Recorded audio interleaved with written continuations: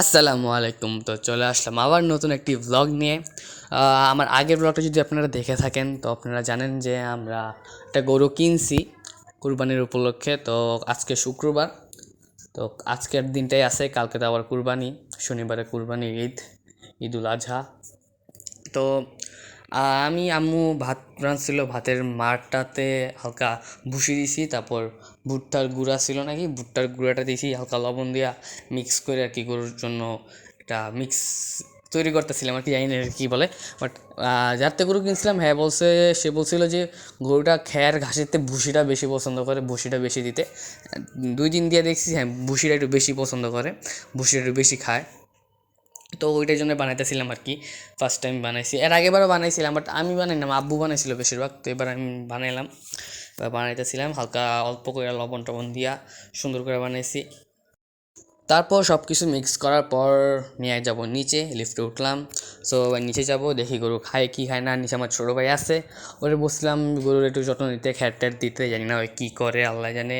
আমি মাত্র ঘুমেতে উঠছি, ওইটা গরুকে খাবার টাবার দিতে হবে, দিয়ে আবার গোসল টোসল করে আবার নামাজ পড়তে চাইতে হইব, অনেক কাজ। তো আসছি, আসা দেখলাম গরু দিলাম, গরু হ্যাঁ খাইছে, শুয়ে ছিল। তো শুয়ে শুয়ে খাইছে, না খাইছে একবার, একটানা খাই ফেলছে, কষ্ট করে নাই। মানে আগের একটা কোরবানি গরু দিয়েছিলাম আগের বছরের, ওটা কি খাইতে গেছিল না, বাট এই গরুটা যেটাইতেই খায়, মানে খাওয়ায় ভালো লাগে আর কি, যে খাইতে আছে তৃপ্তি লাগে আর কি খাওয়ায়।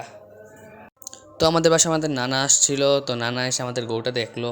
আমাদের বাসার নিচেই তো আমাদের গরুটা, তো ওঠার সময় দেখাইলাম আমাদের গরু, কালকে রাতের বেলা কিনছিলাম। তো দেখলো, দেখা পছন্দ পছন্দ করছে।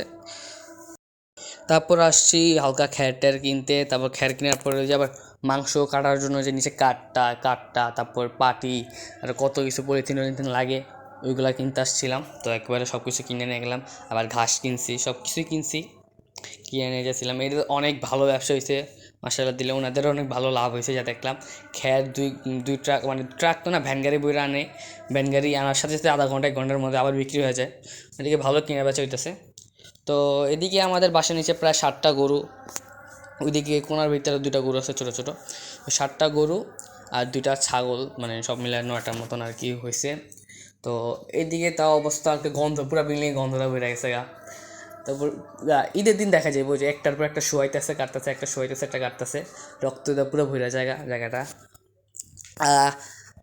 ঈদের দিন অবশ্যই বৃষ্টি হইবে, আমার যেমন প্রত্যেক ঈদেই বৃষ্টি হয়। তো এদিকে হলো হাটটা, হাট পুরা শেষ, মানে হাটের কোনো গরুই নেই, সব গরু কালকেই শেষ হয়ে গেছে। আজকে চাঁদের রাতেই শেষ। আমরা আগের বার তো মানে দেশে যদি গরু কিনতাম এই দিনে গরু কিনতাম, বা আগে বেশিরভাগ চাঁদ রাতে বা চাঁদের রাত আগের দিন গরু কিনা হতো। এবার তাড়াতাড়ি গরু কিনে ফেলছি, আমার যা মনে হলো এবার তাড়াতাড়ি গরু কেনাটাই বেস্ট হয়েছে, ভালো হয়েছে।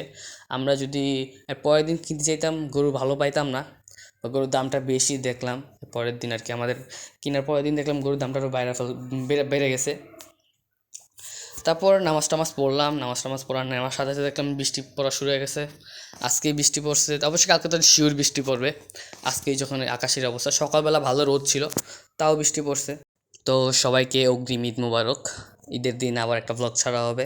Bye bye.